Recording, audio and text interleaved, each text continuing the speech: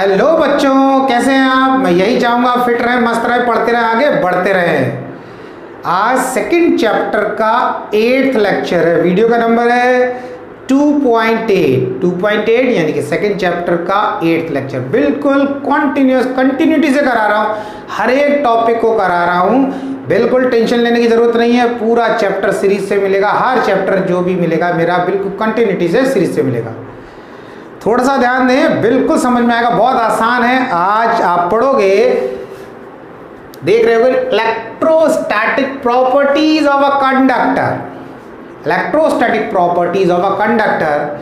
किसी कंडक्टर को अगर इलेक्ट्रिक फील्ड में रख दिया तब क्या होगा, या किसी कंडक्टर को चार्ज दे दिया तो उस कंडीशन में वो कैसी कैसी प्रॉपर्टीज दिखाएगा। क्या क्या प्रॉपर्टीज है उसको आपको समझना। मैं एक चीज पहले बता चुका हूं, प्रॉपर्टीज को बहुत ध्यान से पढ़ना। कभी भी प्रॉपर्टीज डायरेक्टली नहीं आती, आपसे नहीं पूछा जाएगा राइट डाउन द 2 और 3 properties of this and this, इस तरीके से नहीं।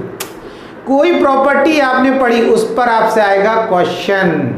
जैसे आपने इससे पहले इसी चैप्टर में आपने पढ़ा कि property 2 equipotential surface can not intersect each other, ये प्रॉपर्टी हो गई। अब वो तो नहीं पूछ रहे, वो क्या पूछ लेते, why 2 equipotential surface can not intersect each other.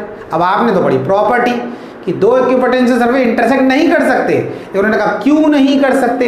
तो इसी चीज को आपको समझना है। हर प्रॉपर्टी को अगर आप पढ़ें तो उसको इस तरीके से पढ़ें, उसको इस तरीके से समझें कि उस पर अगर क्वेश्चन पूछे तो वो आप उसका आंसर दे दें। तो वो तभी पॉसिबल है जब आप उस प्रॉपर्टी को अच्छे से समझेंगे। जब आप अच्छे से समझ लेंगे तो आप उसका अच्छे से आंसर भी दे देंगे। कैसा भी आंसर हो आप दे सकते हैं। जो चीज़ आपकी समझ में आ जाती है। आप कोई मूवी देखते हैं, पूरी मूवी देखी दिल से, बहुत दिल से, और उसके बाद कोई क्वेश्चन पूछे उस पर कि भाई ये क्या हुआ था, तब क्या हुआ था, ऐसे क्या हुआ था, ऐसे, आपसे 100 क्वेश्चन पूछेगा ना, तो आप 95 क्वेश्चन का आंसर दोगे सही, और बचे 5 क्वेश्चन में एडवाइस करोगे कि ये तुमने क्वेश्चन भी गलत पूछे हमसे, या आपको ये पूछना चाहिए था। मतलब आंसर तो दोगे ही दोगे उस 5 का भी, यानी कि 100%। और 5 तो क्वेश्चन को भी बताओगे भाई ये क्वेश्चन ऐसे नहीं, ये आपको ऐसे पूछना चाहिए था। क्यों?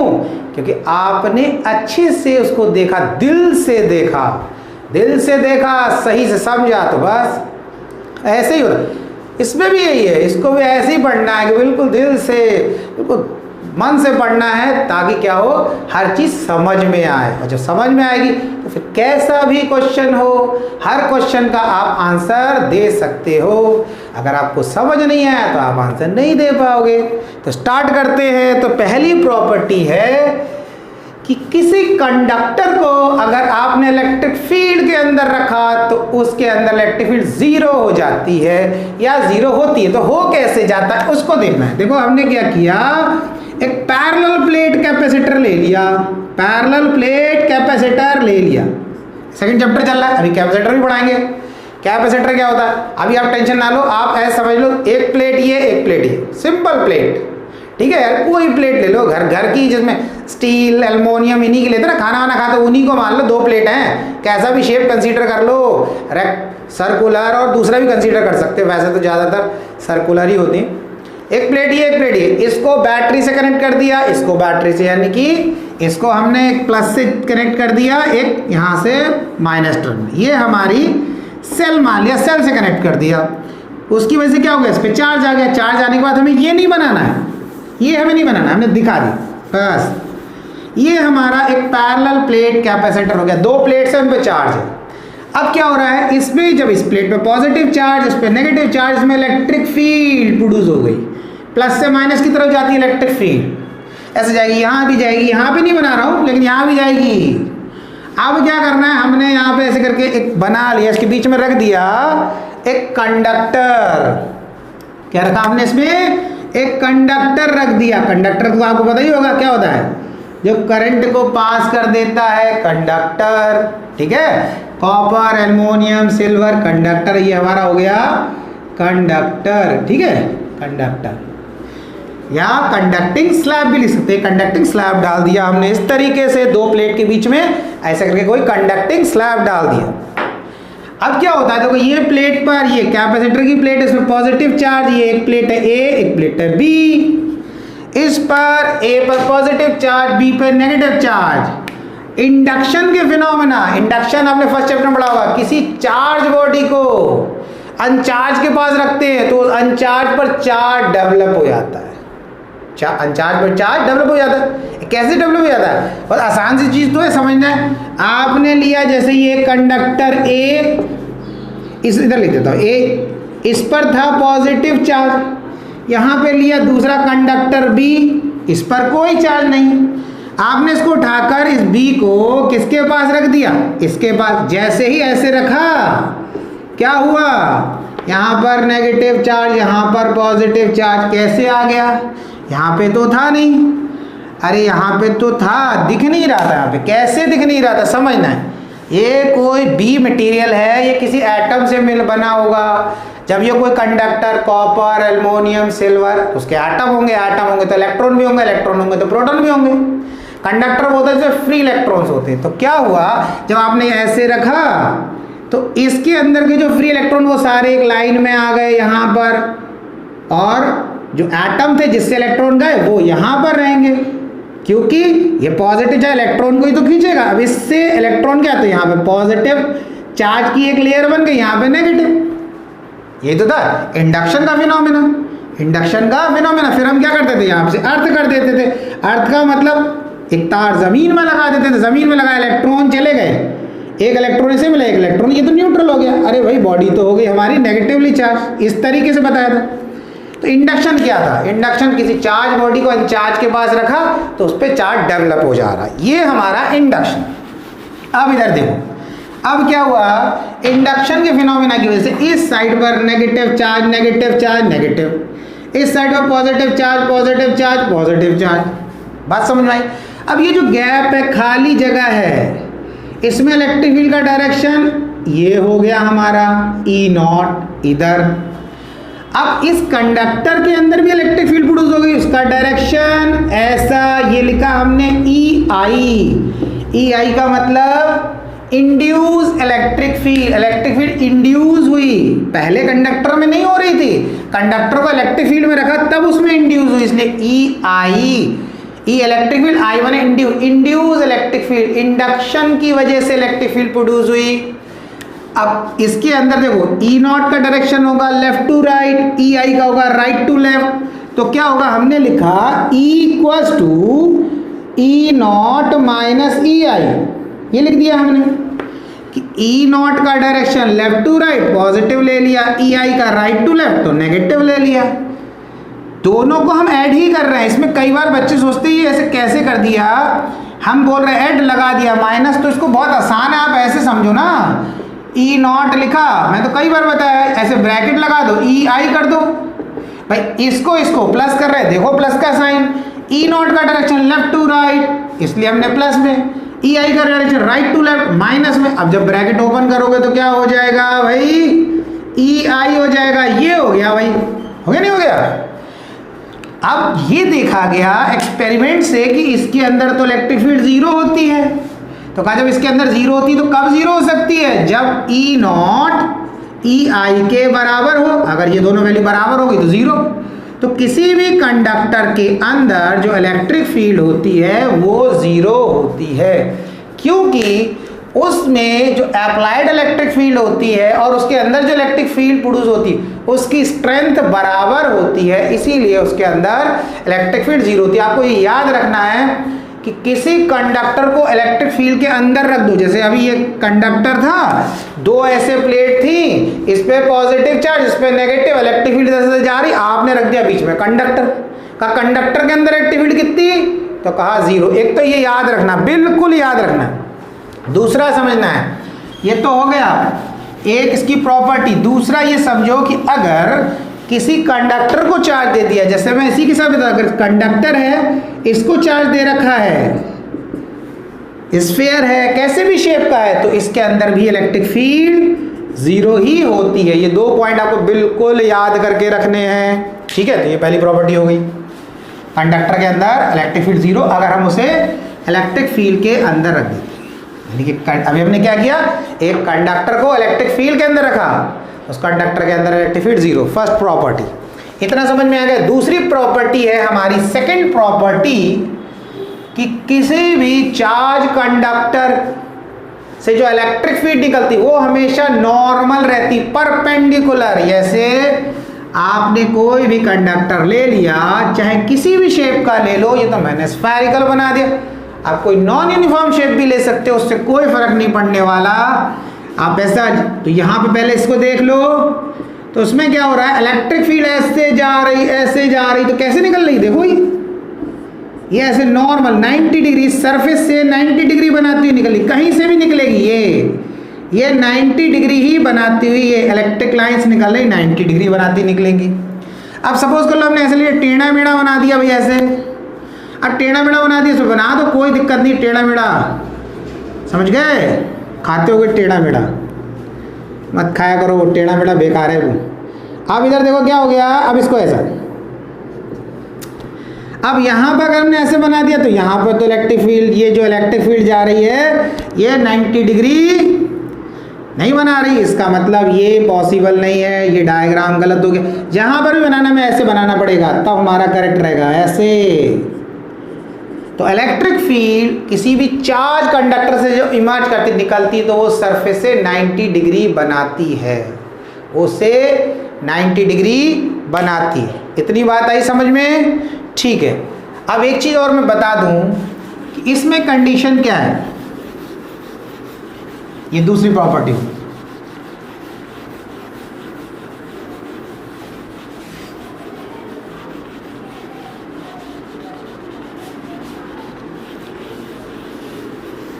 ठीक, अब नेक्स्ट प्रॉपर्टी है the net charge in the interior of a conductor is zero. देखो क्या है, आपने कोई कंडक्टर ले लिया, किसी भी शेप का ले सकते,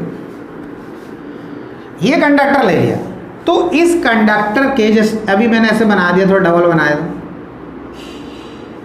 डबल लेयर कर दिया, ये एक ही कंडक्टर है। इसका मतलब क्या है, इसका मतलब ये है, ये डबल लाइन दिखा रहे कुछ थिकनेस है, कुछ थिकनेस, यानी कि सपोज कर लिया जैसे कि हमने ऐसे ये ऐसे शीट ले रखा है, ये शीट इसकी ये थिकनेस है। अब इसको मैं ऐसे करके, ये जो आपको दिख रहा है ये थिकनेस है, अब इसको मैं ऐसे करके लेकर ऐसे करके फोल्ड करके क्या बना दूँ, एक स्फीयर बना दूँ, ऐसे करके इस शीट को लेकर एक पूरा स्फीयर बना दूँ। बात समझ में आ रही है? तो जब मैं इस स्फीयर की बात कर रहा हूँ तो इसकी कुछ मोटाई, ऐसे कोई आप कोई शीट लेंगे मेटल की, उसकी कुछ थिकनेस होगी, ऐसे लेकर लेयर बना, ले शीट है तो उसका एक स्फीयर बना दिया। अब आपने क्या किया, अंदर के साइड में, उस शीट के अंदर के साइड में, जैसे हमने ये ले लिया, ये शीट है, ऐसे करके लेकर हमने इसका एक स्फीयर बना दिया, स्फीयर इस तरह। अब ये तो परफेक्ट नहीं है, स्फीयर बना। अब इसके अंदर साइड में आपने चार्ज दिया, अंदर साइड में तार लगा के। अब इसकी कुछ मोटाई है, मान लो इतना मोटा है, अब इसका ऐसे फोल्ड करके हैमरिंग करके आपने एक स्फीयर बना दिया। अब अंदर दिया चार्ज तो कहाँ जाएगा, सरफेस पर। कहाँ जाएगा, सरफेस। अंदर वाली सरफेस पे दिया तो बाहर वाली सरफेस पर चार्ज आ जाएगा अपने आप। तो वही बोला है कि the net charge given to a conductor always resides on its surface. आपने अगर अंदर चार्ज दिया इस सरफेस पर तो वो यहाँ अंदर नहीं रुकेगा, वो कहाँ जाएगा, यहाँ देने का सीधा इस सरफेस पर आ जाएगा, यहाँ से खत्म, यहाँ से फिनिश, कहाँ जाएगा, ऊपर आ जाएगा। समझ में आया, ऊपर आ जाएगा। इतना क्लियर हो गया। अब दूसरा देखो, इसी में एक चीज बता रहा हूँ, ये तो हमने ले लिया हॉलो का केस, अभी मैं इसमें और भी चीज बताऊंगा, पहले मैं एक सॉलिड वाली भी चीज बताया था। आपने सॉलिड स्फीयर ले लिया, सॉलिड स्फीयर मतलब कोई, जैसे अब शॉर्ट पुट की बॉल आपने देखोगे स्कूल में गेम में यूज होती है, लोहे की बनी होती है। अब वो लिया, लोहे की बॉल ले ली स्फीयर, उसमें पतला सा होल कर दिया, छोटा पतला, सेंटर तक ले गए, एक पतला सा होल करा, उससे सेंटर पे दिया चार्ज। जैसे सेंटर पे दिया आपने, ऐसे चार्ज दे दिया आपने, तो सेंटर पे चार्ज दिया, ये सेंटर पे रुकेगा नहीं, रुकेगा, ये सीधा पता कहाँ चला जाएगा, ये यहाँ चला जाएगा, ये यहाँ चला जाएगा, ये यहाँ, ये सरफेस पे आ जाएगा। क्यों आ गया भाई सरफेस पे? भाई आप सेंटर पे दोगे तो ये सब पॉजिटिव पॉजिटिव रिपेल नहीं करेंगे, रिपेल करने की वजह से ये यहाँ, ये यहाँ, ये यहाँ, ये यहाँ चला जाए। तो आपने तो दिया बिल्कुल सेंटर पर चार्ज, और चार्ज कहाँ ड्रेन कर गया, सरफेस पे रह गया अपने आप। तो वही कह रहे हैं, अगर किसी बॉडी के अंदर भी दे रहे हो तो वो कहाँ जाता है, चार्ज सरफेस पे आ जाता है। बात समझ में आई? अब थोड़ा इसका समझ लेना। अब इसमें जैसे हमें प्रूव करना है एक दो स्टेप में, तो कैसे प्रूव करेंगे, मैं थोड़ा सा बड़ा डायग्राम बनाता हूँ। ऐसे ले लो एक स्फेयर, ठीक है, और इसके अंदर हम एक और लेयर बनाते हैं। ये इसकी थिकनेस को रिप्रेजेंट कर रहा है, इससे कंफ्यूज नहीं होना। यह जो है इसकी थिकनेस है, मैं थोड़ा सा अंदर बढ़ा, ये इसकी थिकनेस है, यानी इतनी मोटाई है इसकी। जो लेयर ली होगी ना हमने शीट जिसका आप बना रहे होगे, ये इसकी थिकनेस है। यानी कि कोई शीट ले रहा है आपने, ऐसे शीट ली, जैसे मेरा हाथ है तो ये इसकी थिकनेस, ये मोटाई। तो ये मोटाई जब ऐसे करके मेरा हाथ ऐसे करके मेटल की कोई शीट है उसको ऐसे करके एक स्फीयर बनाओगे तो उसकी कुछ थिकनेस होगी, तो वो ये होगी थिकनेस। अब ऐसे करके बन गया एक स्फीयर, स्फीयर बन गया। अब आपने अंदर चार्ज दिया, अंदर का मतलब आपने चार्ज कहाँ दे दिया, आपने चार्ज दिया इस सरफेस पर, अंदर वाली सरफेस पर। लेकिन मैंने क्या बताया, प्रॉपर्टी क्या है, यहाँ तो रुकने वाला नहीं, ये कहाँ आ जाएगा, बाहर वाली सरफेस पे। कहाँ जाएगा, इस सरफेस पर, इधर आ जाएगा। बताया नहीं बताया? हाँ। अब आपने दिया अंदर, अब मैं इसे हटा देता हूँ, ये आपने दे दिया, ये बाहर आ गया। अब हम इसे थोड़ा सा एक दो स्टेप से प्रूव करेंगे। अब हम बनाएंगे गॉसियन सरफेस। आपने चार्ज अंदर दिया था, इसी के ऊपर गॉसियन सरफेस बना दे रहा हूँ। ये रेड कलर का लाइन देख रहा हूँ, बना रहा हूँ इस सर्कल। वैसे तो एक्चुअल में तो बोर्ड पे तो सर्कल है, लेकिन एक्चुअल में तो वो स्फीयर ही है। तो ये जो मैंने रेड कलर का स्फीयर बनाया, ये गॉसियन सरफेस बनाया, तो चार्ज तो आपने अंदर दिया था, यहाँ पर जो मैंने अभी रब कर दिया, यहाँ ही तो दिया था चार्ज। लेकिन हमें क्या प्रूव करना है, ये चार्ज सरफेस पे चला गया होगा, ये हमें प्रूव करना है। तो हमें पता है इसके अंदर इलेक्ट्रिक फील्ड कितनी होती है, 0। कितनी होती है, 0। अब इसके अंदर इलेक्ट्रिक फील्ड 0 होती है, तो हमने लगाया Gauss theorem, close integration of E dot D S equals to Q upon epsilon naught, ये होता है। अब इस गॉसियन सरफेस जो रेड कलर का मैंने स्फीयर ड्रॉ किया, इसके अंदर इलेक्ट्रिक फील्ड कितनी, 0। तो जब ई 0 हो गया इसके अंदर, तो क्यू भी कितना आ जाएगा, तो भाई जब ये 0 हो जाएगा तो क्यू 0। क्यों? क्योंकि आप कैसे लिखोगे, 0 equals to Q upon epsilon naught. भाई ये टर्म 0 तो पूरा ही लेफ्ट हैंड साइड 0, तो क्यू इक्वल्स टू 0। तो ये क्यू कौन सा चार्ज था, ये था जो आपने गॉसियन सरफेस के अंदर, यानी कि आपने जब इनिशियली चार्ज दिया था तब की बात कर रहे हैं, तब तो वो चार्ज आपने अंदर दिया था, उसके चारों तरफ आपने गॉसियन सरफेस ड्रॉ किया। अब आपको पता है कि चार्ज स्फेरिकल शेल के अंदर इलेक्ट्रिक फील्ड 0 होती है, वो लगा दी, कंडीशन ये प्रूफ भी हो गया कि आप अंदर चार्ज देंगे वो खुद सरफेस पर ड्रेन कर जाएगा, चला जाएगा। बात आई समझ में? बहुत आसान सी प्रॉपर्टी है, याद रखना है इसको। अब तीसरा है आपका, तीसरा बहुत ज़्यादा इंपॉर्टेंट है, इस पर तो क्वेश्चन भी न्यूमेरिकल भी बन जाता है। बहुत अच्छे समझना, बहुत ही आसान है, बहुत ही अच्छा प्रॉपर्टी है, अच्छी मतलब इंपॉर्टेंट है तो अच्छी है। इसमें ये कहा है कि एक कंडक्टर है, आप देखना ये इस पर है चार्ज, बिल्कुल मजा आएगा इसको, इस प्रॉपर्टी को पढ़ने में। इसका रेडियस है r, ठीक है, इसका रेडियस r, तो और इस पर चार्ज है q। तो प्रॉपर्टी ये कहती है कि अगर इस चार्ज स्फेरिकल शेल की वजह से इसके सरफेस पर पोटेंशियल अगर 10 वोल्ट है, फॉर एग्जांपल न्यूमेरिकल वैल्यू, ऐसा कोई फिक्स नहीं कि 10 ही होएगा, वो तो मैं ऐसे कुछ भी ले लो, 5 ले लो, 10, 15 कुछ भी ले लो, 2.5 कुछ भी। इसके सरफेस पर पोटेंशियल 10 वोल्ट है, तो प्रॉपर्टी कह रही है कि पूरे एंटायर कंडक्टर में 10 ही होगा। अब ये पहले समझना, हॉलो है, हॉलो शेल यानी कि हॉलो स्फीयर है। अब हॉलो स्फीयर है, सरफेस पे देखा 10 वोल्ट, इधर बोला 10 वोल्ट, इधर बोला 10 वोल्ट, इधर बोला 10 वोल्ट, इधर बोला, हर जगह 10 वोल्ट। अब अंदर तो लग रहा है, अंदर तो ऐसा स्फीयर, अंदर तो खाली जगह, तो क्या खाली जगह हवा में? हाँ, खाली जगह में, हवा में वो जो अंदर स्फीयर की जगह है ना, ऐसा स्फीयर, अब इधर बीच में कुछ नहीं है, बोले यहाँ पर कितना, तो बोले 10 वोल्ट, यहाँ कितना 10 वोल्ट, हर जगह 10 वोल्ट होगा। यानी कि पोटेंशियल जो है किसी चार्ज कंडक्टर के सरफेस से लेकर सेंटर तक कांस्टेंट रहता है, उसमें कोई वेरिएशन नहीं आ रहा। अब पहले तो हम इसे प्रूव करेंगे, फिर इस पे देखेंगे क्वेश्चन कैसे पूछा जा सकता है और क्या चीज़ है, क्या पॉइंट है, वो बताता हूँ। ये देखो, electric field as a potential gradient, एक ही फॉर्मूला पढ़ा होगा, DV over D R, DV over D R. ठीक है, इसमें माइनस भी लगा होता था, अभी मैंने माइनस नहीं लगाया।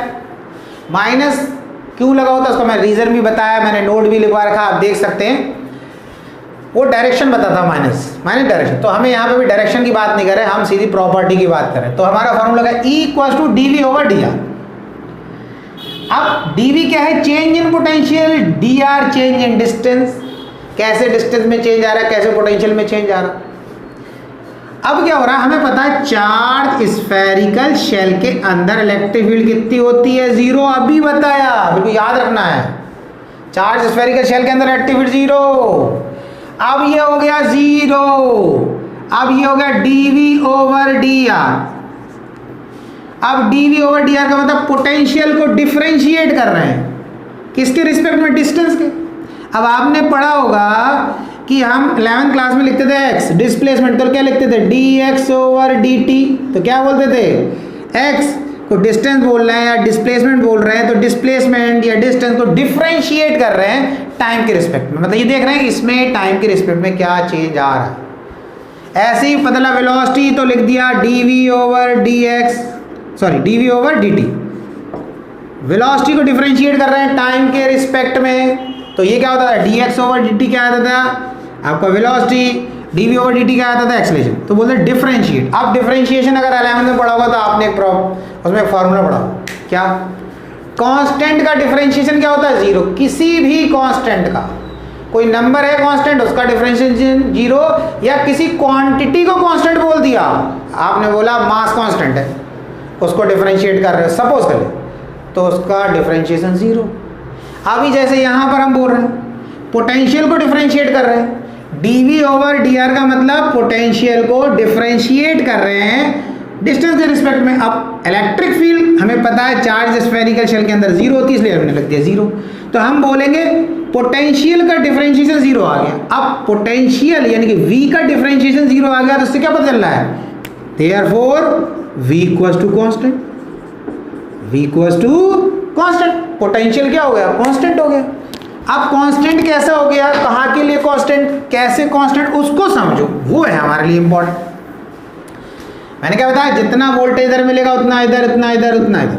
अच्छा, अब आप इसको देखें, हमने क्या किया, अब एक चार्ज स्फेरिकल शेल लिया, अब इसको समझो, इस पर पॉजिटिव चार्ज है, ठीक है, इसका रेडियस हमने ले लिया यहाँ पर r, और यहाँ पर एक पॉइंट बाहर ले लिया, यहाँ पर ये इसका डिस्टेंस हो गया यहाँ पर स्मॉल r, और इसको ले लिया 2r। मतलब समझना है कि ये जो P पॉइंट है इसका डिस्टेंस सेंटर से कितना है, 2r, यानी कि रेडियस के डबल, और ये हो गया r। अब देखो क्या है, अब ये जो चार्ज स्फेरिकल शेल लिया इस पर चार्ज है q, अगर इसके सरफेस पर पोटेंशियल की बात कर रहे हैं तो फॉर्मूला लगाओगे v equals to kq upon r, इससे इसके सरफेस पे पोटेंशियल निकल आएगा।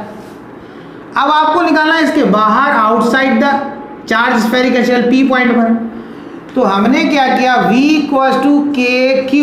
अब इस r की जगह क्या पुट कर दिया, 2r, क्योंकि सेंटर से यहाँ तक का डिस्टेंस कितना, 2r, तो 2r पुट कर दिया, 2r हो गया। अब अगर कोई आपसे कहता है कि भाई यहाँ निकालो इतने पर, यानी कि r/2, इस पॉइंट पे निकालो, तो जैसे ही अंदर की बात करोगे ना, तो अंदर आप क्या लिखोगे, आप लिखोगे अंदर वाले के सरफेस के लिए ये फॉर्मूला, इस पॉइंट के लिए ये पोटेंशियल का फॉर्मूला, और जब इस पॉइंट की बात आई तो हमने लिखा v equals to kq upon r। अरे अब लग रहा है अरे ये तो r, ये तो सरफेस के लिए हो गया, ये तो यही लिख दिया दोबारा से सरफेस वाला। हम किसकी बात करें, हमें तो इधर निकालना है, इधर हमें क्या पुट करना चाहिए था, v equals to kq upon r/2 put करना चाहिए था। ऐसा लगता है कि ये हो गया तो ये हमारा ये आता है ऐसे 2kq अपॉन r, इसको ऐसा लगता है हमें ये हमारा करेक्ट, लेकिन नहीं, ये हमारा रॉन्ग है। क्यों रॉन्ग है, क्योंकि प्रॉपर्टी क्या पढ़ा कि चार्ज स्फेरिकल शेल के सरफेस से लेकर सेंटर तक हर जगह पोटेंशियल सेम होता है। अगर सरफेस पर आपने निकाला 10 वोल्ट तो यहाँ 10 वोल्ट, यहाँ 10 वोल्ट, यहाँ 10 volt, 10 volt, 10 volt, 10 volt, r/2 पर भी इस सेंटर पर भी 10 वोल्ट, हर जगह 10 वोल्ट ही रहेगा। ये है मीनिंग। समझ में आया? तो आप समझना, इस फॉर्मूले को सरफेस के लिए यूज करोगे, बाहर के लिए यूज करोगे, लेकिन अंदर के लिए फॉर्मूला तो यूज होगा यही, लेकिन इस r की जगह पर आप अंदर जहां पर निकालना, जैसे r/2, r/3, r/4, मतलब अंदर कोई भी रेडियस दे रखा हो वो नहीं पुट करना। अगर कहीं पर भी अंदर बोला हो तो सरफेस के लिए निकाल लेना वैल्यू, वही लिख देना। बात समझ में आया? इंपॉर्टेंट है, देखो ये चीज। ठीक है, तो ये प्रॉपर्टी होगी, किसी भी चार्ज स्फेरिकल शेल के सरफेस से लेकर सेंटर तक पोटेंशियल कांस्टेंट रहता है। ठीक है, अब आप नेक्स्ट प्रॉपर्टी पढ़ेंगे।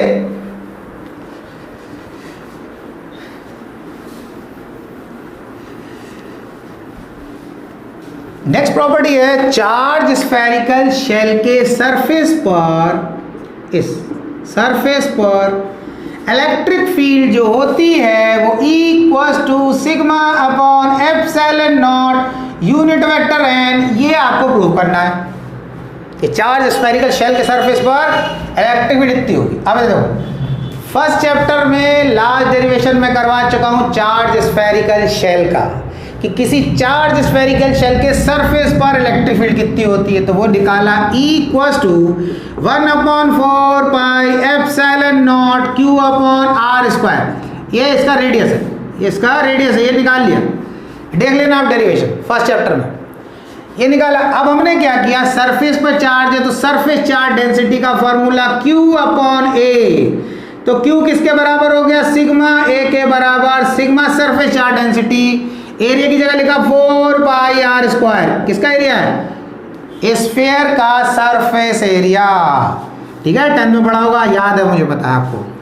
तो equals to 1/4 pi epsilon naught, Q की जगह लिखो इसी वैल्यू को, क्या हो जाएगा, sigma 4 pi r square upon r square कर दो इसको, ये से कट गया, 4 पाई से 4 पाई गया, क्या बचा, equals to sigma upon epsilon naught. अरे आ गया, लेकिन यार वैसा तो नहीं आया, ये क्या करे, ये तो वेक्टर वेक्टर लगा है, इधर तो वेक्टर नहीं लगा। टेंशन नहीं लेना है बिल्कुल, इतना तो आ गया। अब देखो कैसे करेंगे। इसके बाद क्या करना है, ये स्केलर फॉर्म में, वेक्टर में तो करना है, ई लिखा, ई पे एरो लगा दिया, बन गया, क्या हो गया, वेक्टर फॉर्म में हो गया। इलेक्ट्रिक फील्ड वेक्टर क्वांटिटी है, सिग्मा स्केलर है, एप्सिलॉन नॉट स्केलर है, एक एन लगा दिया, यूनिट वेक्टर एन लगा दिया। अरे हो गया, बढ़िया है। अब देखो कैसे करा, ये n क्यों लगाया, देखो n का मतलब होता है नॉर्मल, n का मतलब होता है परपेंडिकुलर।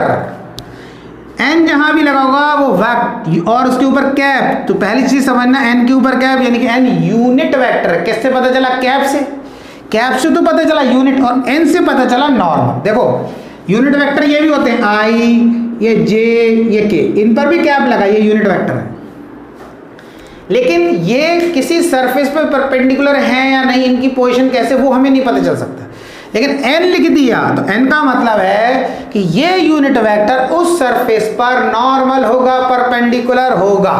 तो इसका मतलब अगर इस शेल पर चार्ज है, इसकी इलेक्ट्रिक फील्ड कैसे जा रही है, ऐसे, तो ऐसे का मतलब ये क्या हो गया, ये इलेक्ट्रिक फील्ड कैसे है, नॉर्मल, यहाँ इलेक्ट्रिक फील्ड कैसे है, नॉर्मल। तो ये बता रहा कि जिस सरफेस पर चार्ज है उससे जो इलेक्ट्रिक फील्ड निकल रही वो उससे कैसी है, नॉर्मल है, परपेंडिकुलर है। तो ये वेक्टर फॉर्म हो गया, और इसकी न्यूमेरिकल वैल्यू 1 होती है। अगर इसको आपने इसके साथ मल्टीप्लाई करा तो इसकी न्यूमेरिकल वैल्यू चेंज नहीं होगी, क्योंकि इसकी वैल्यू 1 को किसी से भी मल्टीप्लाई कर दो वो उतनी रहेगी, बस ये मल्टीप्लाई होती है इसके साथ, इसे डायरेक्शन प्रोवाइड कर देता है। ये समझ में आया।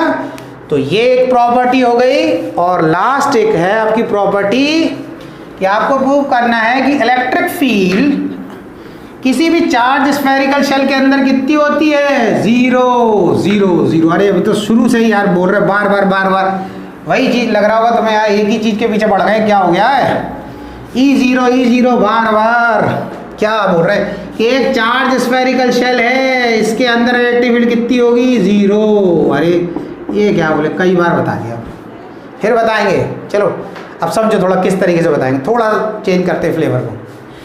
अब हमें इसे प्रूव करना है कि इलेक्ट्रिक फील्ड 0 है। अब हम इसे प्रूव करेंगे इलेक्ट्रिक फील्ड 0। अब इलेक्ट्रिक फील्ड 0 है तो हमने क्या किया कि इक्वल्स टू माइनस dv/dr। ये माइनस हटा दो, माइनस मैंने बताया डायरेक्शन को रिप्रेजेंट करेगा, डायरेक्शन कुछ नहीं बताना है। अब हमने क्या करना है, हमें ये प्रूव करना है कि चार्ज स्फेरिकल शेल के अंदर इलेक्ट्रिक फील्ड 0 होती है, फॉर्मूला लिखा। अब ये देखो कि हमें ये प्रॉपर्टी इससे पहले आपने पढ़ लिया कि पोटेंशियल इस चार्ज स्फेरिकल शेल के सरफेस से लेकर सेंटर तक का यहाँ हर जगह सेम रहेगा, नहीं रहेगा, यानी कि कांस्टेंट 10 वोल्ट है for example, 10 volt 10 volt 10 volt 10 volt 10 volt 10 volt सब जगह है, तो पोटेंशियल कांस्टेंट है। तो हमने इस फॉर्मूले में कहा कि अगर ये V वेयर, यहां लिख देता हूं मैं, where V equals to constant, V equals to where V equals to constant. अब V अगर कांस्टेंट है तो V का क्या हो रहा है, डिफरेंशिएशन। कांस्टेंट का डिफरेंशिएशन क्या होता है, 0। अब हमें पता है, हमने प्रॉपर्टी लिख दिया कि V तो कांस्टेंट है, तो सीधा क्या हो जाएगा, E इक्वल्स टू 0। समझ में आया? कुछ ज़्यादा जल्दी हो गया लग रहा है, बात समझे फिर से। E इक्वल्स टू dv/dr, हम पोटेंशियल को डिफरेंशिएट कर रहे हैं डिस्टेंस के रिस्पेक्ट। अब हम बात कर रहे हैं अंदर की, तो चार्ज स्फेरिकल शेल के अंदर पूरे एरिया में सरफेस से लेकर अंदर सेंटर तक हर जगह V कांस्टेंट। जब V कांस्टेंट हो गया तो कांस्टेंट का डिफरेंशिएशन 0 होता है, तो ये प्रूव हो गया electric field charge spherical shell के अंदर 0 होती है। तो देखो कभी इसी फॉर्मूले से इसको 0 कर दिया तो V को कांस्टेंट प्रूव कर दिया था, अब इसको कांस्टेंट कर दिया तो इसको प्रूव कर दिया। ऐसे करना है, समझ आया? बहुत अच्छी बात है, पढ़ते रहें हर चीज़ को मेहनत से, लगातार पढ़ें बेटा, रेगुलरिटी से, यूनिफॉर्म मेहनत करते रहें, पढ़ते रहें, आगे बढ़ते रहें। और अगर वीडियो अच्छा लगता है, आपको समझ में आता है तो लाइक करें और कमेंट जरूर करें। ये आपका फीडबैक है हमारे लिए कि आपको कैसा समझ में आ रहा है, क्या हो। अपना फीडबैक ज़रूर दें, कोई प्रॉब्लम है कमेंट बॉक्स में कमेंट करके बताएं, बिल्कुल उसके लिए हम रेडी हैं। इट्स ओके, आज का लेक्चर यहीं ख़त्म करते हैं, अगले लेक्चर में मिलेंगे नई चीज़ों के साथ। Okay bye.